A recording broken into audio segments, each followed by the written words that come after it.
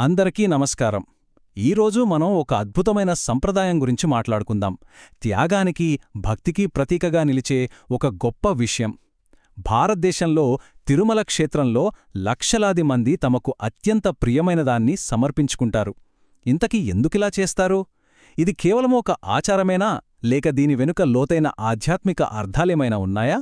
పదండి తెలుసుకుందాం. తిరుమల వెళ్ళినప్పుడు ఆ దృశ్యం చూస్తే ఎవరికైనా ఆశ్చర్యం కలగక మానదు. లక్షలాది మంది భక్తులు అందరూ ఒకే రకమైన మొక్కును చెల్లించుకుంటూ ఉంటారు.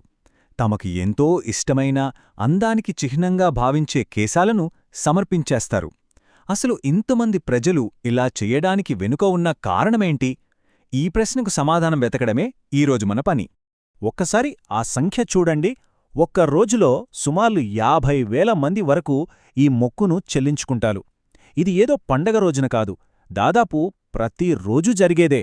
నిజంగా ప్రపంచంలోనే ఇంత పెద్ద ఎత్తున జరిగే భక్తి కార్యక్రమాలలో ఇది ఖచ్చితంగా ఒకటి.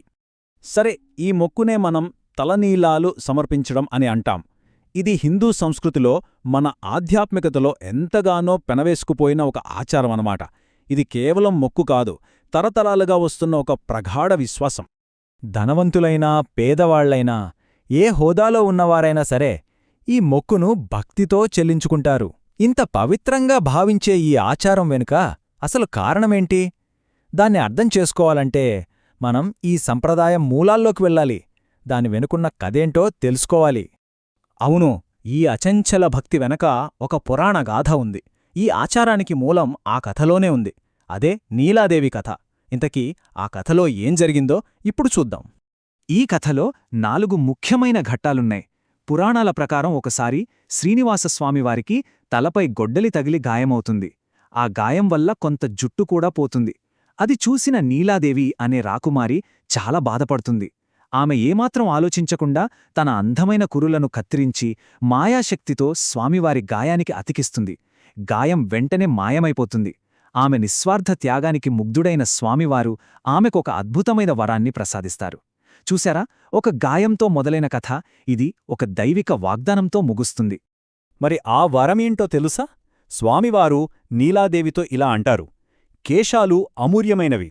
ఇకపై ఏ భక్తుడైనా తమ జుట్టును నాకు సమర్పిస్తే ఆ జుట్టు నీకే చెందుతుంది. వారి నిస్వార్థ త్యాగానికి గుర్తుగా నేను వారి పాపాలను హరించి వారికి మోక్షాన్ని ప్రసాదిస్తాను అని వాగ్దానం చేస్తారు. అప్పటినుండి భక్తులు సమర్పించే ప్రతి వెంట్రుక నీలాదేవి త్యాగానికి నివాళిగా మారిందన్నమాట. సరే, ఇది మనం చెప్పుకున్న పురాణగాథ. కాని ఈ ఆచారం వెనుక ఇంతకంటే లోతైన తాత్విక అర్థం కూడా దాగి ఉంది. కేవలం ఒక భౌతిక చర్యగా కాకుండా ఇది మన అంతరంగానికి సంబంధించిన విషయం. మన హిందూ తత్వశాస్త్రంలో అహంకారం అనే పదానికి చాలా ప్రాముఖ్యత ఉంది. అహంకారం అంటే కేవలం పొగరుగాదు, మన భౌతిక రూపం, మన హోదా, మన గుర్తింపు పట్ల మనకున్న అభిమానం. ఇక జుట్టును చూస్తే దాన్ని ఆ అహంకారానికి ఒక ముఖ్యమైన చిహ్నంగా భావిస్తారు. ఈ తేడాని మనం స్పష్టంగా గమనించాలి. ఒకవైపు కురులు అంటే జుట్టు, ఇది అందానికి, గర్వానికి, మన అహంకారానికి చిహ్నం. కాని ఎప్పుడైతే దాన్ని తలనీలాలుగా సమర్పిస్తామో దాని అర్థం పూర్తిగా మారిపోతుంది. అది శరణాగతికి, వినయానికి, త్యాగానికి ప్రతీకగా మారుతుంది. అంటే మనలోని అహాన్ని త్యాగం చేయడమే ఈ మొక్కులోని అసలైన పరమార్థం. కాబట్టి భక్తులు తలనీలాలు సమర్పించడమంటే కేవలం జుట్టునివ్వడం కాదు, వాళ్ళు తమ గర్వాన్ని, అహాన్ని, ఈ ప్రాపంచిక బంధాలను అన్నిటినీ స్వామివారి పాదాల చెంత వదిలేస్తున్నట్టు లెక్క. దేవుడిని సమీపించే ముందు తమలోని అహంకారాన్ని పూర్తిగా త్యజించడమన్నమాట. ఇక్కడ మరో ముఖ్యమైన విషయముంది. కళ్యాణకట్ట లోపల ఒక పెద్ద కోటీశ్వరుడు, ఒక సాధారణ కూలి, ఇద్దరూ ఒకేలా కనిపిస్తారు. అక్కడ ఎలాంటి హోదా, అంతస్తు కనిపించదు. దేవుని దృష్టిలో అందరూ సమానమే అనే గొప్ప సామాజిక సందేశాన్ని ఈ ఆచారం చాటి చెప్తుంది. సరే, ఇప్పటిదాకా మనం ఈ ఆచారం వెనక ఉన్న పురాణం, తత్వశాస్త్రం గురించి మాట్లాడుకున్నాం. కాని ఈ భక్తికి మరో కోణం కూడా ఉంది. అదే ఆధునిక ఫలం. ఈ ప్రాచీన సంప్రదాయం ఆధునిక ప్రపంచంలో ఎలాంటి ప్రభావం చూపిస్తుందో ఇప్పుడు చూద్దాం. ఇప్పుడు మనందరి మదిలో ఒక ప్రశ్న మెదులుతోంది. రోజూ వేలాది మంది తలనీలాలు సమర్పిస్తారు కదా, అంటే టన్నుల కొద్దీ జుట్టు పోగవుతుంది. మరి ఈ జుట్టంతా ఏమవుతుంది? ఎక్కడికి వెళ్తుంది? ఆశ్చర్యకరంగా ఈ జుట్టుని అంతర్జాతీయ మార్కెట్లో వేలం వేస్తారు. అలా సేకరించిన జుట్టును ముందుగా శుభ్రపరిచి నాణ్యతను బట్టి వేరుచేసి విక్రయిస్తారు. దీని ద్వారా ప్రతి ఏటా ఆలయ ట్రస్టుకు వందల కోట్ల రూపాయల ఆదాయం వస్తుంది. మరి ఈ ఆదాయాన్ని ఎలా ఉపయోగిస్తారో తెలుసా? ఇక్కడే అసలు ముఖ్యమైన విషయం ఉంది. ఈ డబ్బుని ఎన్నో సామాజిక సంక్షేమ కార్యక్రమాలకు వినియోగిస్తారు. యాత్రికులకు ఉచిత భోజనం అందించే నిత్యాన్నదానం, ఉచిత వైద్య సేవలు, వేద పాఠశాలలు, విద్యాసంస్థలు, ఇలా ఎన్నో మంచి పనులకు ఈ నిధులు వెళ్తాయి. ఒక్కసారి ఆలోచించింది, ఒక వ్యక్తి తన అహాన్ని త్యాగం చేస్తూ చేసే ఒక ఆధ్యాత్మిక చర్య, అది ఒక సామూహిక శక్తిగా మారి వేలాది మందికి ఆహారం, ఆరోగ్యం, విద్యను అందిస్తోంది.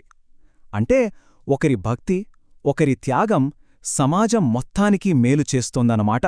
కాబట్టి మనము ఈ అన్ని అంశాలను కలిపి చూసినప్పుడు ఈ ఆచారం కేవలం జుట్టును సమర్పించడం కంటే చాలా గొప్పదని మనకర్థమవుతుంది. దీనిలో 3 ముఖ్యమైన అర్థాలు, 3 పొరలు ఉన్నాయి. ఆ 3 పొరలు ఏంటంటే, 1 నీలాదేవి నిస్వార్థ భక్తిని తెలియజేసే పురాణం, 2 మనలోని అహంకారాన్ని వదిలేయమని చెప్పే తత్వశాస్త్రం, ఇక 3 ఒకరి భక్తిని అందరి సేవగా మార్చే ఆధునిక సామాజిక వ్యవస్థ. పురాణం, తత్వం, సేవ, ఈ 3 కలయికకే ఈ గొప్ప సంప్రదాయం. భక్తి ఆచరణగా మారి సమాజానికి ఎలా సేవ చేయగలదో చెప్పడానికి ఇది ఒక అద్భుతమైన ఉదాహరణ. ఇది మన ముందుకు ఆలోచనను మిగులుస్తుంది.